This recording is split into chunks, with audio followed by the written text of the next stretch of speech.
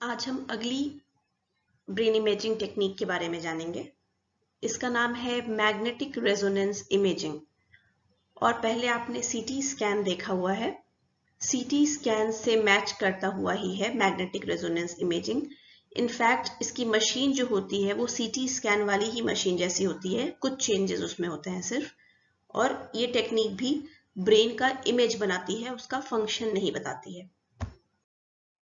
तो magnetic resonance imaging, जिसको MRI कहते हैं शॉर्ट में, ये नाम कैसे पड़ा पहले ये जानना जरूरी है। तो एमआरआई में मैग्नेटिक वर्ड जो है वो मैग्नेट के इस्तेमाल से आता है, क्योंकि इसमें एक बहुत पावरफुल बड़ा मैग्नेट यूज किया जाता है, चुंबक यूज किया जाता है। फिर बात आती है कि रेजोनेंस वर्ड कहाँ से आया। तो रेजोनेंस वर्ड इसलिए आया है क्योंकि मैग्नेट के साथ इसमें एक रेडियो फ्रीक्वेंसी पल्स यूज की जाती है। मतलब रेडियो वेव्स जो होती हैं, जो आप जानते हैं, रेडियो आप जो सुनते हैं उसमें जो वेव्स होती हैं वो रेडियो वेव्स होती हैं, जिसकी वजह से आप उसकी फ्रीक्वेंसी सेट करते हैं तो आपको आवाज सुनाई पड़ती है। वैसे ही रेडियो फ्रीक्वेंसी इसमें यूज की जाती है और वो एक निश्चित रेजोनेंस की होती है। रेजोनेंस मतलब कि पहले मैग्नेट लगाया जाता है, उसकी वजह से कुछ चेंजेस आपके बॉडी में होते हैं और आपके बॉडी के कुछ मॉलिक्यूल्स जो हैं, कुछ एटम्स जो हैं, अणु जो हैं, वो एक निश्चित दिशा में मैग्नेट की वजह से घूमने लगते हैं। तो उनके घूमने की जो आवृत्ति है, जो फ्रीक्वेंसी है, उससे मैचिंग फ्रीक्वेंसी का रेडियो फ्रीक्वेंसी हम देते हैं। तो मैचिंग फ्रीक्वेंसी को ही बोलते हैं रेजोनेंस। कोई चीज दूसरे के साथ रेजोनेट कर रही है, इसका मतलब कि उसके ही समान आवृत्ति, समान फ्रीक्वेंसी की है। तो जो पहले से मैग्नेट ने फ्रीक्वेंसी अपनी दे के रखी हुई है बॉडी के एटम्स को, उसके समान फ्रीक्वेंसी अगर हम दें एक रेडियो वेव के द्वारा उसके बाद, तो हम कहेंगे कि ये एक रेजोनेंस दिया जा रहा है, एक मैचिंग फ्रीक्वेंसी दी जा रही है। तो ये रेजोनेंस वर्ड उससे आया, जिसको आर लिखते हैं शॉर्ट में। और फिर इमेजिंग की बात आई। तो इमेजिंग मतलब इमेज बनाना, कंप्यूटर की मदद से इमेज बनाना। तो ब्रेन की जो इमेज बनती है, जो हम कंप्यूटर की हेल्प से बनाते हैं, वो चीज हो जाती है इमेजिंग। तो मैग्नेटिक रेजोनेंस इमेजिंग, ये वर्ड इस तरह से आया है कि इसमें क्या चीजें इस्तेमाल हो रही हैं उसके यूज को ये दिखाता है। मैग्नेट का यूज है, एक रेजोनेटिंग फ्रीक्वेंसी का यूज, इसलिए रेजोनेंस वर्ड आया। और वो फ्रीक्वेंसी क्या होती है? रेडियो फ्रीक्वेंसी होती है, एक रेडियो वेव होती है। और इमेजिंग वर्ड आया क्योंकि कंप्यूटर की मदद से हम इमेज बना रहे हैं। अब एमआरआई जो है ये ब्रेन का अनॉटमी जो है, मतलब उसका जो स्ट्रक्चर है वो समझने में मदद करती है, न्यूरल फंक्शन समझने में भी मदद करती है। लेकिन ऐसा नहीं है कि एमआरआई से आप फंक्शन ब्रेन का देख सकते हैं। उसका अलग प्रोसीजर है कि कैसे एमआरआई की मदद से ब्रेन की फंक्शनिंग को समझा जा सकता है, पर उसके लिए एक और टेक्नोलॉजी यूज करनी पड़ती है जो एफएमआरआई में हम आगे देखेंगे, अगले क्लास में देखेंगे। तो ये मेनली स्ट्रक्चर का ही पिक्चर है कि ब्रेन की संरचना कैसी है, कहाँ पे क्या पार्ट्स हैं, ये देखने में हेल्प करती है। और ये किस सिद्धांत पे काम करती है, उसको बोलते हैं एनएमआर, न्यूक्लियर मैग्नेटिक रेजोनेंस। ये एक टेक्नोलॉजी है, एक सिद्धांत है जिस पर ये काम करता है, जो हम आगे देखेंगे कि क्या प्रोसेस है, एमआरआई कैसे काम करता है। तो जैसे पहले बताया, एमआरआई स्कैनर एक सीटी स्कैनर जैसा ही होता है, सिर्फ अंतर ये है कि ये एक्सरे का इस्तेमाल नहीं करता, ये मैग्नेट का यूज करता है और रेडियो वेव का यूज करता है।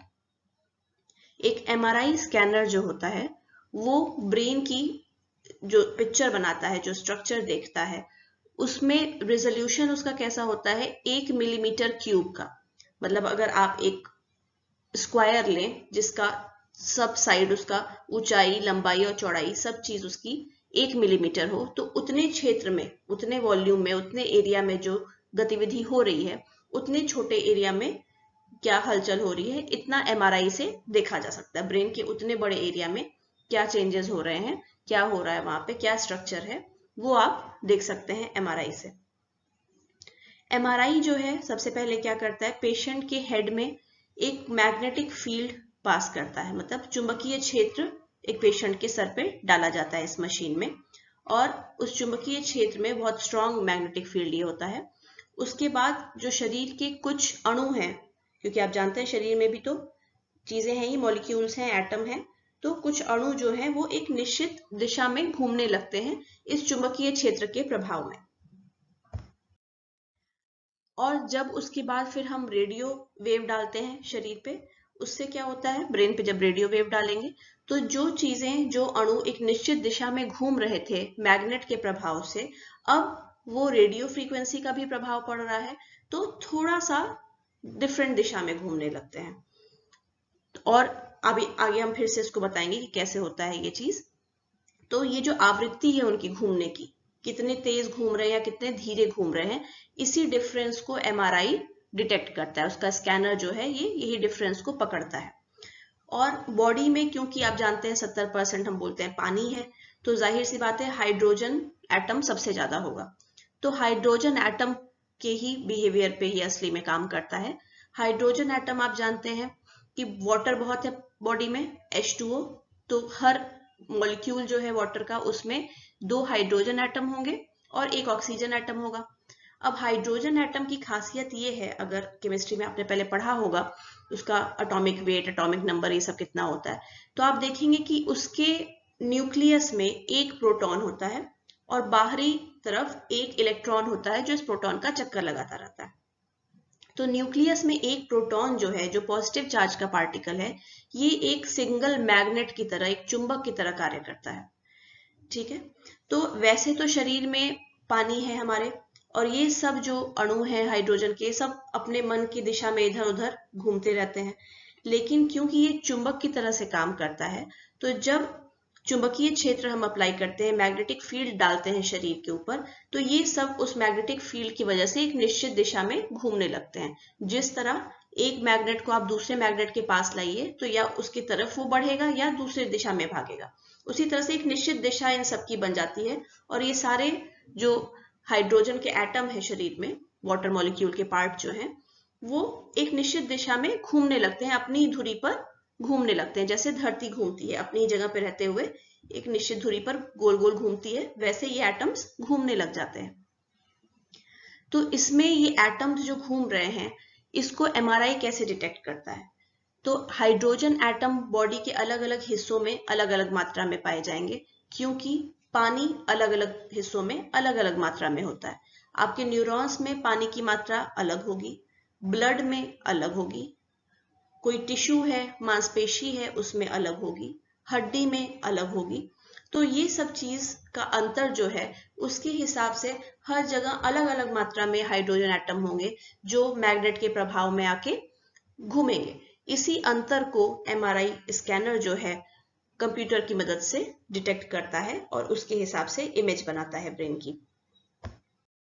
यहाँ जैसे आप देख रहे हैं, ऊपर अगर देखिए राइट साइड में, तो हाइड्रोजन एटम्स नॉर्मल बॉडी में कैसे रहते हैं ये दिखा रहा है कि अपनी ही दिशा में, अलग अलग दिशा में सब अपनी धुरी पर घूम रहे हैं। लेकिन जब मैग्नेट का प्रभाव डाला गया, जैसे नीचे आप देख रहे हैं, तो सब एक ही दिशा में हो जाते हैं, एक निश्चित डायरेक्शन में घूमने लगते हैं। तो ये कैसे हो रहा है? क्योंकि जो हाइड्रोजन एटम है, जैसे मैंने बताया कि वो एक मैग्नेट की तरह काम करता है, और जब दूसरा मैग्नेटिक क्षेत्र आता है उसके संपर्क में, तो वो एक उसके समकक्ष एक अपना निश्चित वो बना लेता है, एक डायरेक्शन बना लेता है और उसमें घूमने लगता है। अब जब ये इस तरह एक निश्चित दिशा में घूम रहा है, फिर अगर हम इसके ऊपर रेडियो वेव्स डालेंगे तो उसकी वजह से इसके घूमने में थोड़ा सा अंतर आता है। अब वो क्या करेगा कि जब 2 क्षेत्रों के प्रभाव में है, तो अपनी धुरी पे तो घूम ही रहा है, पर अपनी धुरी पे अब थोड़ा सा लेट कर या थोड़ा सा टिल्ट होकर घूमेगा। जैसे कि जब आप कभी लट्टू घुमाते हैं, तो शुरुआत में लट्टू कैसे घूमता रहता है? अपनी धुरी पे गोल गोल घूमता रहता है। उस तरह से ये मैग्नेट्स जो है, हाइड्रोजन एटम्स जो मैग्नेट की तरह काम करते हैं, ये घूमते रहते हैं जब मैग्नेटिक क्षेत्र का प्रभाव पड़ता है, जब चुंबकीय क्षेत्र उस पर डाला जाता है। लेकिन जब रेडियो फ्रीक्वेंसी डाली जाती है, तब उसका घूमना कैसे होता है? जैसे अगर आप सोचिए, लट्टू जिस तरह घूमता है, जब वो रुकने वाला होता है, तो रुकने की थोड़ी देर पहले आप देखेंगे कि थोड़ा धरती की तरफ झुक कर घूमने लगता है, थोड़े बड़े घेरे लेने लगता है, जैसे लगता है अब गिरने ही वाला है, टच कर जाएगा जमीन को, और फिर फाइनली गिर जाता है। तो ये जो झुका हुआ उसका मूवमेंट होता है, क्योंकि अपनी धुरी पे तो नाच ही रहा था, लेकिन अब दूसरे प्रभाव में भी आ रहा है, धरती का जो ग्रेविटेशन है, गुरुत्वाकर्षण है, वो भी उसको खींचता रहता है। तो अब थोड़ा सा झुक कर वो घूमता है कुछ देर और फाइनली गिर जाता है। तो यही जो झुक कर घूमना है कि अपनी धुरी पे भी घूम रहा है पर थोड़ा टिल्ट होके घूम रहा है, इस तरह ये हाइड्रोजन एटम्स घूमने लगते हैं जब मैग्नेट का प्रभाव पड़ रहा है और साथ में रेडियो वेव भी अप्लाई कर दी गई है। तो ये जो मूवमेंट्स इसके हो रहे हैं, जो परिवर्तन बार बार इसके मूवमेंट में आ रहा है, वही चीज एमआरआई डिटेक्ट करता है। जैसे ऊपर देखिए, यहाँ दिखाया गया है कि बॉडी में कैसे हाइड्रोजन एटम्स अपने मन की इधर उधर दिशा में कहीं भी घूम रहे हैं और इसकी वजह से उनका कुछ ओवरऑल एक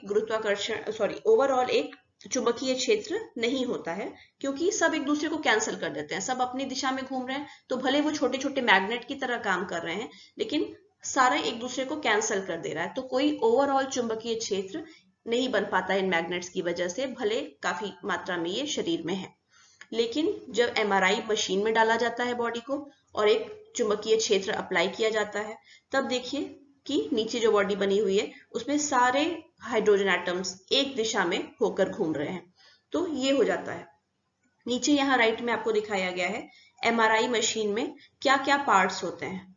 जैसे बॉडी को अंदर डाला गया तो सबसे ऊपर और नीचे की तरफ बड़े साइज के जो दिख रहे हैं वो मैग्नेट होते हैं, बहुत पावरफुल मैग्नेट होते हैं। धरती का जो मैग्नेटिक फील्ड है, जो धरती का चुंबकीय क्षेत्र है, उससे कई गुना बड़े ये मैग्नेट्स होते हैं, पावरफुल मैग्नेट्स होते हैं। उसके नीचे देखिए ग्रेडियंट कॉइल्स हैं, ये इनका काम होता है जो बॉडी से सिग्नल्स निकलेंगे उसको डिटेक्ट करना। और फिर रेडियो फ्रीक्वेंसी कॉइल्स हैं जो कि रेडियो वेव्स जो है बॉडी में डालेंगे।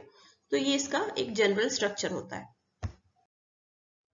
अब जैसे मैंने बोला कि जो आपका बॉडी का हाइड्रोजन एटम्स हैं जो भी वो घूम रहे हैं, तो पहले आपने मैग्नेटिक क्षेत्र उसको प्रोवाइड किया, वो एक दिशा में घूमने लगे।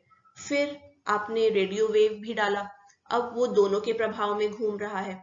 फिर थोड़ी देर बाद हम क्या करते हैं कि रेडियो वेव जो है उसको हटा लेते हैं, तो धीरे धीरे वो फिर से पहली वाली स्थिति में आ जाता है, जैसे खड़ा लट्टू घूमता है उस तरह की स्थिति में वापस आ जाता है, क्योंकि अब फिर चुंबकीय क्षेत्र के ही प्रभाव में है, रेडियो फ्रीक्वेंसी हट गई। और धीरे धीरे फिर वो रेडियो फ्रीक्वेंसी भी हटा ली जाती है, तो फिर सब पहले की तरह नॉर्मल की तरह अपने मनमाने दिशा में घूमने लगते हैं। तो ये सब जो डिफरेंस आ रहा है, जब एक वेव हटाई गई तो उसको नॉर्मल होने में, सीधे घूमने में, मैग्नेटिक फील्ड के प्रभाव में घूमने में कितना समय लगा। फिर जो हॉरिजॉन्टली घूम रहा था, थोड़ा टिल्ट होके घूम रहा था, उससे सीधा खड़े होके घूमने में कितना समय लगा। इस तरह के अलग अलग टाइम कॉन्स्टेंट्स कैलकुलेट किए जाते हैं, कितना टाइम लग रहा है, T1 T2 ऐसे कर करके अलग अलग टाइम निकाले जाते हैं, जिसको की इंफॉर्मेशन लेके फिर मशीन उसके हिसाब से इंटरप्रेट करता है। और ये टाइम क्यों कंसिडर किया जाता है कि कितना समय लग रहा है एक रेडियो फ्रीक्वेंसी के प्रभाव से निकल के फिर मैग्नेट के प्रभाव में आने में, इस तरह का टाइम क्यों मेजर कर रहे हैं? क्योंकि ये समय जो लग रहा है हाइड्रोजन एटम को, ये बॉडी के अलग अलग पार्ट्स में अलग अलग होगा। अगर बोन में है तो अलग तरह की स्पीड होगी, उसकी वजह से टाइम अलग लगेगा। अगर ब्लड में है तो टाइम डिफरेंट हो जाएगा, अगर मसल्स में है, टिश्यूज में है, टाइम अलग हो जाएगा। तो ये टाइम का जो अंतर है, ये साइंटिस्ट पहले से जानते रहते हैं कि कितना समय कहाँ पर लगता है। तो जो टाइम का डिफरेंस आता है उससे वो आइडिया लगा लेते हैं कि ओके, यहाँ पर मसल्स है ब्रेन में, यहाँ पे ब्लड है, यहाँ पर ये चीज है, इसका आइडिया लग जाता है। तो इसमें करते क्या है कि बॉडी जो है पर्सन की, जो आपने सीटी स्कैन की मशीन देखी थी वैसी ही दिखने वाली मशीन होती है। बॉडी को, पर्सन को लेटाकर अंदर मशीन में डाल दिया जाता है और फिर पहले मैग्नेट का प्रभाव पड़ता है, फिर मैग्नेट के प्रभाव के रहते ही रेडियो फ्रीक्वेंसी भी दे दी जाती है और थोड़ी देर बाद रेडियो फ्रीक्वेंसी हटा ली जाती है और कुछ समय बाद फिर मैग्नेट का भी फील्ड हटा लिया जाता है। हो गया मेजरमेंट, फिर बॉडी को बाहर निकाल देते हैं। एक चीज ध्यान रखिए, एमआरआई जो है मूवमेंट के लिए बहुत सेंसिटिव है। तो पर्सन को वैसे तो बोला जाता है कि बिल्कुल मूवमेंट नहीं करना है, उससे गड़बड़ी आएगी सिग्नल्स में, बिल्कुल एकदम स्थिर रहना है। लेकिन जाहिर सी बात है कि जिंदा इंसान है, सांस लेगा, तो सांस लेने का भी जो मूवमेंट है उससे भी फर्क पड़ने लगता है, इतना ज्यादा सेंसिटिव होता है ये। तो इसलिए कभी कभी बोला जा सकता है पेशेंट्स को कि सांस रोक कर थोड़ी देर आपको पड़े रहना है। बहुत ज्यादा देर नहीं किया जाएगा, पर 10 से 15 सेकंड सांस रोकना पड़ सकता है। उसके बावजूद सोचिए कि ब्रेन में जो ब्लड जा रहा है, ब्लड की जो गति है, उस गति से, उस मूवमेंट से भी इफेक्ट आने लगता है उसके इमेज पे, लेकिन वो तो कोई इंसान रोक नहीं सकता। इसलिए वो जो सॉफ्टवेयर होते हैं कंप्यूटर में, वो इस तरह बनाए होते हैं कि उसमें उसका इफेक्ट वो हटा के फिर कैलकुलेशंस करे। तो इतना ज्यादा ये मूवमेंट के लिए सेंसिटिव होता है, तो इसमें बहुत स्थिर रहने की जरूरत होती है। इसलिए बहुत छोटे बच्चों में करना मुश्किल हो सकता है, क्योंकि बहुत ज्यादा स्थिर वो नहीं रह पाएंगे, आप कितना भी उनको बोलिएगा। इसमें एक फायदा ये है सीटी स्कैन की तुलना में, अगर हम देखें कि सीटी स्कैन जो है वो हमेशा हॉरिजॉन्टल प्लेन पे लिया जा सकता था। हॉरिजॉन्टल प्लेन मतलब जो आप इमेज देखे थे कि ब्रेन का कैसे इमेज बन रहा है, वो कैसा इमेज था कि अगर किसी बॉडी को, किसी इंसान को अगर आप ऊपर से देख रहे हैं, उसके सर के ऊपर से देख रहे हैं, और वहां से आपने उसका सर काट दिया, तो ऊपर से कैसा दिखेगा सर, उस तरह का इमेज दिखता था। लेकिन एमआरआई में क्या फायदा है कि ये 3 अलग अलग एंगल से दिखा सकता है।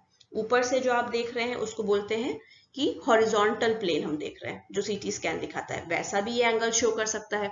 अगर आप किसी व्यक्ति को उसके मुंह के सामने खड़े होकर देख रहे हैं और सामने से सीधे सीधे उसका ब्रेन काट दें, बिल्कुल, तो सामने से कैसा व्यू दिखेगा वो भी दिखा सकता है। उसको बोलते हैं कि फ्रंटल प्लेन दिख रहा है हमें, कि फ्रंटल प्लेन, फ्रंट साइड से कैसा वो चीज दिख रही है, वो दिख सकता है। प्लस अगर आप पर्सन के साइड में खड़े होके, उसके दाएं या बाएं तरफ खड़े होके उसको किनारे से देख रहे हैं, साइड से पर्सन को देख रहे हैं, और वहां से अगर स्लाइस कर दे, ब्रेन को काट दें, बिल्कुल, और साइड से ब्रेन कैसा दिखेगा, वो एंगल से अगर आपको तस्वीरें दिखाई जा सके, तो उसको बोलते हैं सेजाइटल प्लेन से दिखाई जा रही है। तो इसमें यही फायदा है सीटी स्कैन की तुलना में, कि जहां सीटी स्कैन सिर्फ और सिर्फ हॉरिजॉन्टल प्लेन का तस्वीर दिखा पाता है, एमआरआई तीनों एंगल से दिखा सकता है, सेजाइटल प्लेन, फ्रंटल प्लेन और हॉरिजॉन्टल प्लेन, तीनों दिखा सकता है। दूसरा फायदा इसमें यह है कि इसमें कुछ भी आयंस वगैरह यूज नहीं हो रहे हैं, जैसा कि पीटी स्कैन में हम देख रहे थे कि जो है रेडियोधर्मी पदार्थ का इस्तेमाल हो रहा था, खतरनाक चीज थी जो, तो बहुत ज्यादा मात्रा में करने से उससे दिक्कत हो सकती थी। इसमें ऐसा कुछ नहीं है। इसमें जो मैग्नेटिक क्षेत्र इस्तेमाल हो रहा है, चुंबकीय क्षेत्र इस्तेमाल हो रहा है, या जो रेडियो वेव इस्तेमाल हो रही है, ये किसी तरह बॉडी को कोई हार्म नहीं करती है। इसलिए ये कई बार दोहराया जा सकती है ये प्रक्रिया, बच्चों पे भी बड़ों पे भी कोई नुकसान इसका नहीं है शारीरिक, इसलिए ये और भी अच्छी मेथड मानी जाती है। अब हम 2 वीडियो देखेंगे, जिसमें पहले वीडियो में पूरा प्रोसेस दिखाया है कि कैसे बॉडी को अंदर डाला जाता है मशीन में, और किस तरह से इसका मेजरमेंट होता है, क्या प्रोसेस होता है। और दूसरी वीडियो में हम इसका मैकेनिज्म देखेंगे, जो हमने बताया हाइड्रोजन एटम वाला, कि कैसे वो चीज काम करती है, कैसे रेडियो फ्रीक्वेंसी डाली जाती है। ये सारी इंफॉर्मेशन सेकेंड वीडियो में देखेंगे।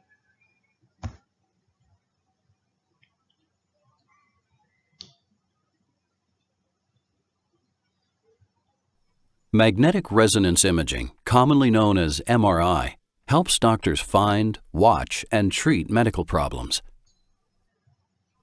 MRI uses very strong magnets, radio waves, and a computer to make pictures of the inside of the body.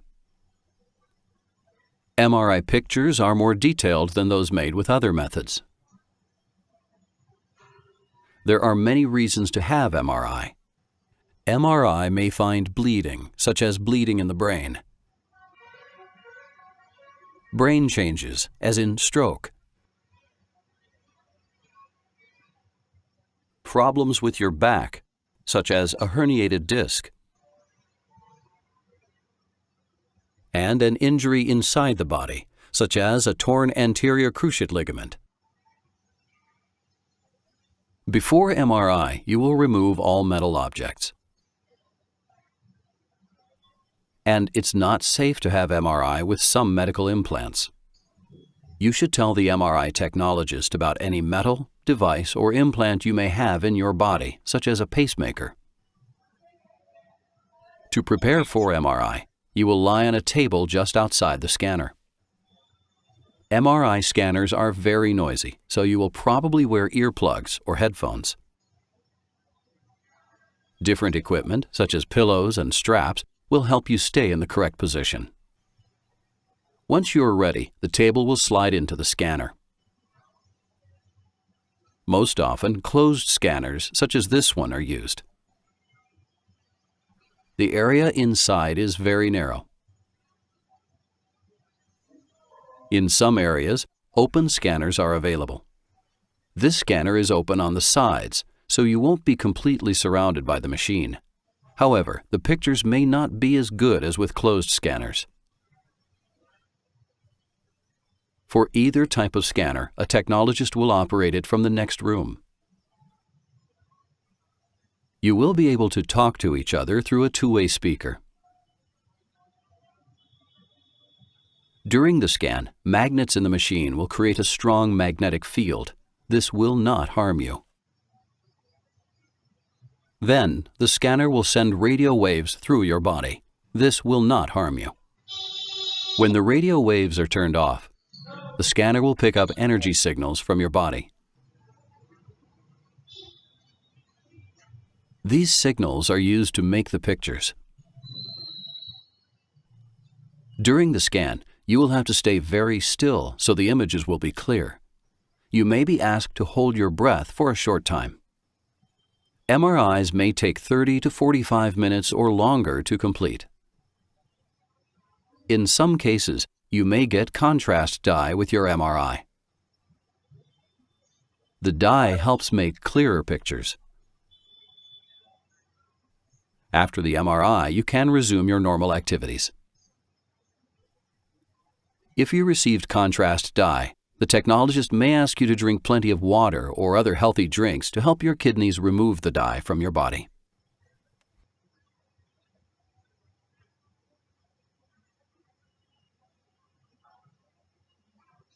इस वीडियो में आपको दिखाया गया कि कैसे एमआरआई का प्रोसेस होता है और दो चार मुख्य बातें जो इसमें अलग से बताई गई वो मैं बता दूं, जैसे कि एमईजी वाला टेक्निक भी जो हमने देखा था और ये एमआरआई, दोनों में ही बहुत पावरफुल मैग्नेट यूज होता है। तो इन दोनों में ही ख्याल रखा जाता है कि कोई मेटल का चीज शरीर पे नहीं रहना चाहिए।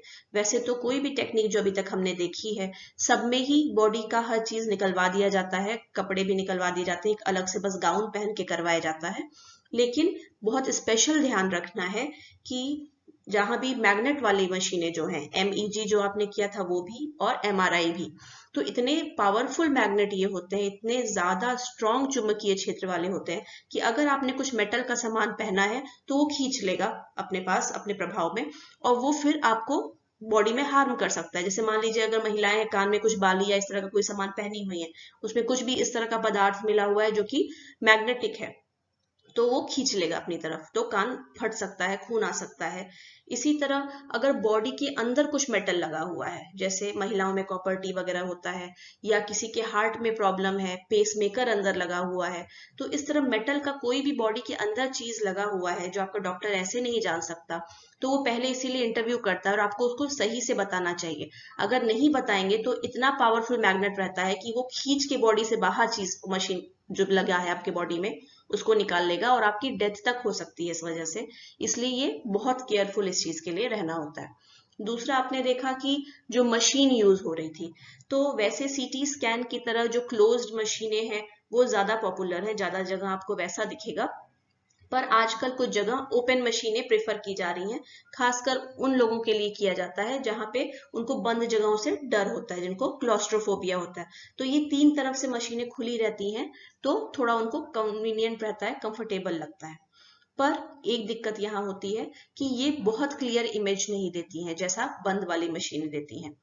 दूसरी चीज कि जरूरी नहीं है पीईटी स्कैन जो आपने देखा था उसकी तरह कि इसमें डाई देना ही पड़े, उसमें दिया ही जाता है, पर इसमें कंपलसरी नहीं है। डॉक्टर डिसाइड कर सकता है कि अच्छा इमेज क्लियर नहीं आ रही है, ज्यादा क्लियर शार्प कॉन्ट्रास्ट की इमेज चाहिए, तो वो आपको डाई दे सकता है, इंजेक्ट कर सकता है बॉडी में। तो एमआरआई बिना डाई के या डाई के साथ भी हो सकता है, पर इन केस अगर डाई दिया गया है तो फिर पर्सन का इमेज तो ज्यादा क्लियर आएगा, शार्प आएगा। लेकिन एक बार एमआरआई हो जाए तो उसको बहुत ज्यादा तरल पदार्थ लेने चाहिए, बहुत ज्यादा लिक्विड या पानी लेना चाहिए, जिससे जो डाई है वो ब्लड में से छन के किडनी उसको जल्दी से जल्दी बॉडी से बाहर कर दे और कोई हार्मफुल इफेक्ट उसका नहीं आने पाए। अब देखते हैं अगले वीडियो में कि कैसे ये इसका मैकेनिज्म जो है, हाइड्रोजन एटम का जो फंक्शनिंग मैंने बताया कि कैसे काम करता है, किस टेक्निक पर ये चीज वर्क करती है, वो समझाया हुआ है, उसको एक बार देखते हैं। MRI is a medical imaging device commonly used to examine the soft tissues of the human body. Let's meet the machine. The key components are the magnet, radio waves, gradient, and a computer.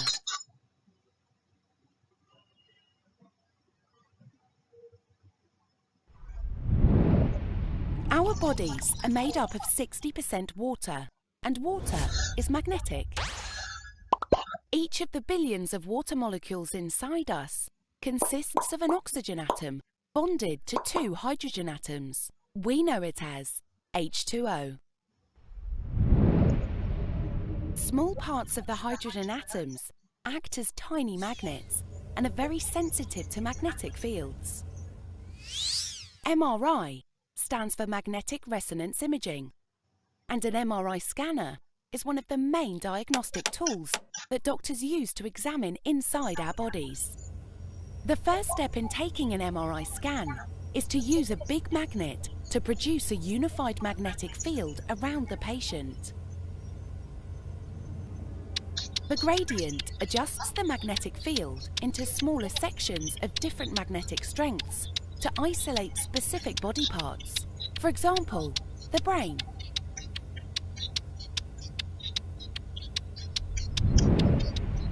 Normally, the water molecules inside us are arranged randomly, but when we lie inside the magnetic field, most of our water molecules move at the same rhythm or frequency as the magnetic field. The ones that don't move along the magnetic field are called low-energy water molecules. To create an image of a body part, for example the brain, the machine focuses on the low-energy water molecules. Radio waves move at the same rhythm or frequency as the magnetic fields in an MRI machine. By sending radio waves that match or resonate with the magnetic field, the low-energy water molecules absorb the energy they need to move alongside the magnetic field. When the machine stops emitting radio waves, the water molecules that had just moved along the magnetic field release the energy they had absorbed and go back to their position. This movement is detected by the MRI machine, and the signal is sent to a powerful computer, which uses imaging software to translate the information into an image of the body. By taking images of the body in each section of the magnetic field, the machine produces a final 3-dimensional image of the organ, which doctors can analyze to make a diagnosis.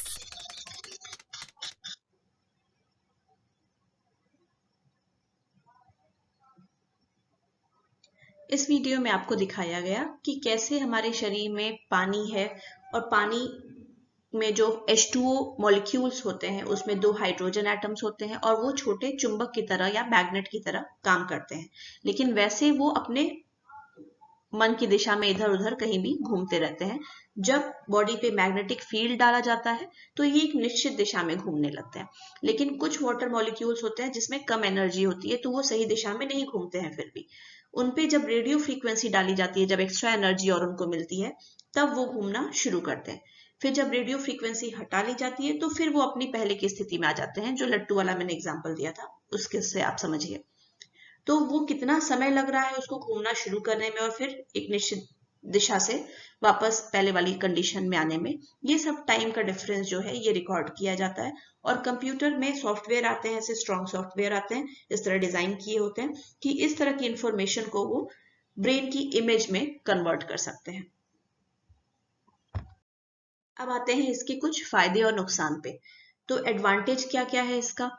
MRI जो है इसका resolution CT scan की तुलना में बेहतर होता है, और यहाँ हम स्पेशियल रेजोल्यूशन की बात कर रहे हैं। मतलब ये छोटे एरिया में भी क्या हो रहा है ब्रेन में, उसका स्ट्रक्चर क्या है, छोटे से छोटे पोर्शन में भी किस तरह का संरचना है ब्रेन में, ये देख सकता है, जो CT स्कैन उतना क्लियरली नहीं देख पाता। दूसरी बात है कि ये ग्रे मैटर और व्हाइट मैटर में अंतर कर सकता है। तो जैसे नाम से पता चल रहा है, जो हमारा सेंट्रल नर्वस सिस्टम है यानी ब्रेन और स्पाइनल कॉर्ड, इसमें ग्रे मैटर यानी कुछ ग्रे पोर्शन होता है और व्हाइट मैटर कुछ व्हाइट पोर्शन होता है। ब्रेन का जो एरिया है उसका बाहरी परत जो है, बाहरी कवरिंग जो है वो ग्रे कलर की होती है, और उसको हटाएंगे तो अंदर का ब्रेन जो है वो व्हाइट पार्ट का होता है। और आपका स्पाइनल कॉर्ड जो है उसमें उल्टा होता है, उसमें अंदर की तरफ ग्रे मैटर होता है, बाहरी कवरिंग जो होती है वो व्हाइट कलर की होती है। तो ब्रेन का जब हम स्ट्रक्चर देख रहे हैं, उसका क्रॉस सेक्शन देख रहे हैं, तो उसमें बाहरी पोर्शन कहाँ दिख रहा है जो ग्रे है, और अंदरूनी पोर्शन कहाँ शुरू हुआ जहां व्हाइट है, उसका क्लियर डिस्टिंक्शन इसमें दिख पाता है। एमआरआई में क्लियर कट दिख पाता है कहाँ ग्रे है कहाँ व्हाइट है। सीटी स्कैन में हमने जैसा देखा था उसके डिसएडवांटेज में कि कभी कभी ब्लर हो जाता है, बहुत क्लियर पिक्चर नहीं आ पाती है। तीसरा फायदा इसमें है कि एमआरआई क्योंकि कुछ हानिकारक एक्सरे यूज नहीं कर रहा है, सिर्फ मैग्नेटिक फील्ड यूज करता है, तो ये बॉडी के लिए हार्मफुल नहीं होता है। चौथा कि एमआरआई का टेम्पोरल रेजोल्यूशन भी अच्छा होता है, मतलब सेकेंड के कई छोटे हिस्से में, मतलब आधे सेकेंड में या उससे भी कम में ये देख सकता है कि कहाँ पे ब्रेन में क्या चेंजेस हो रहे हैं। लेकिन ये सीटी स्कैन से नहीं संभव था, पर आजकल मॉडर्न मशीनें आ गई हैं सीटी स्कैन की, जो लेटेस्ट सीटी स्कैन की मशीनें आ गई हैं वो एमआरआई से फास्ट हैं, पर ये अभी बहुत कम ही जगह अवेलेबल है। इनफैक्ट इंडिया में तो शायद नहीं ही है, फॉरेन कंट्रीज में है। पांचवा कि जो चेंजेस ब्रेन, जो स्ट्रक्चर बदलता है ब्रेन का, उसमें जो संरचना में अंतर आ रहा है, जैसे ट्यूमर कहीं हो गया तो वहां ब्रेन का स्ट्रक्चर बदल जाएगा। इसी तरह नसें जो है ब्रेन की, उसमें कहीं प्रॉब्लम है, उसका स्ट्रक्चर कहीं टेढ़ा मेढ़ा हो रहा है, ट्विस्ट हो रही है नसें या कुछ इस तरह का दिक्कत आ रही है, तो इस तरह के भी महीन बारीक छोटे चेंजेस जो हैं वो एमआरआई में आराम से दिख सकते हैं। और अगर बहुत और ज्यादा पावर का मैग्नेट हम यूज करें एमआरआई में, तो कुछ कुछ न्यूरोट्रांसमीटर्स जो ब्रेन में होते हैं, मतलब वैसे केमिकल्स जिनकी मदद से न्यूरॉन संचार करते हैं एक दूसरे से, उनके बारे में भी हमें इंफॉर्मेशन इसमें मिल सकती है। अब आते हैं कमियों पे, डिसएडवांटेज क्या है। तो एमआरआई में डिसएडवांटेज कम ही है बाकी मेथड्स की तुलना में। पहला कि क्योंकि इसमें मैग्नेट इस्तेमाल होता है, और ये बात जो एमईजी हमने देखा था मैग्नेटोएन्सेफलोग्राफी, उसके लिए भी लागू होती है। जहां भी मैग्नेट का इस्तेमाल होगा, मैग्नेट जो चुंबकीय क्षेत्र अपना देता है, और क्योंकि बहुत पावरफुल मैग्नेट होता है तो वो एक आवाज करता है जिसको मैग्नेटिक हमिंग कहते हैं। लगातार आप मशीन में जब रहेंगे तो इस तरह की आवाज उसमें लगातार आती रहती है, जो कुछ समय बाद बेचैन कर सकती है जो पार्टिसिपेंट है आपका, या जो पर्सन है, पेशेंट है, उसको बेचैनी महसूस हो सकती है उससे। इसके लिए क्या होता है, पेशेंट का कान बंद करना पड़ता है, तो उसको हेडफोन या इस तरह का कुछ पहना दिया जाता है जो थोड़ा कान ब्लॉक कर दे और ये आवाज उसको क्लियरली नहीं जाए या बहुत हल्की आवाज जाए। बहुत एकदम ब्लॉक नहीं कर सकते हैं, क्योंकि एमआरआई में जैसे आपने देखा वीडियो में कि कन्वर्सेशन करने के लिए भी स्पीकर होते हैं, टू वे कन्वर्सेशन हो सकता है। अगर रिसर्चर कुछ वहां से बोल रहा है, कुछ इन्फॉर्मेशन हमें दे रहा है, तो हम सुन सकते हैं, हम भी कुछ कन्वे कर सकते हैं। मान लीजिए हमें बहुत बेचैनी लग रही है, हमें है कि नहीं मुझे बाहर आना है, तो आप बोल सकते हैं कि नहीं मुझे तबीयत ठीक नहीं लग रही है, मुझे इसमें कन्वीनियंट नहीं लग रहा है, मुझे बाहर निकालिए, तो वो किया जा सकता है। तो एकदम ही अगर कान ब्लॉक कर देंगे तो बिल्कुल ही आपको कन्वर्सेशन नहीं सुनाई देगी। इसके लिए ऐसा ही हेडफोन लगाते हैं, ईयर प्लग लगाते हैं जो कि आवाज को अच्छा खासा ब्लॉक करे पर टोटली ब्लॉक नहीं कर दे। दूसरी बात, दूसरा जो इसका कमी है वो ये है कि एमआरआई से आप स्ट्रक्चर देख सकते हैं ब्रेन का। पीईटी स्कैन में जैसे हमने देखा कि ब्रेन में फंक्शन का पता चलता है कि कौन सा एरिया ज्यादा एक्टिव है, कौन कम एक्टिव है, कौन काम कर रहा है, कौन अभी कुछ ज्यादा काम नहीं कर रहा है।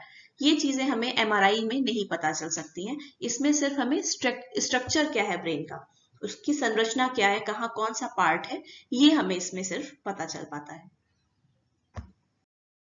Thank you.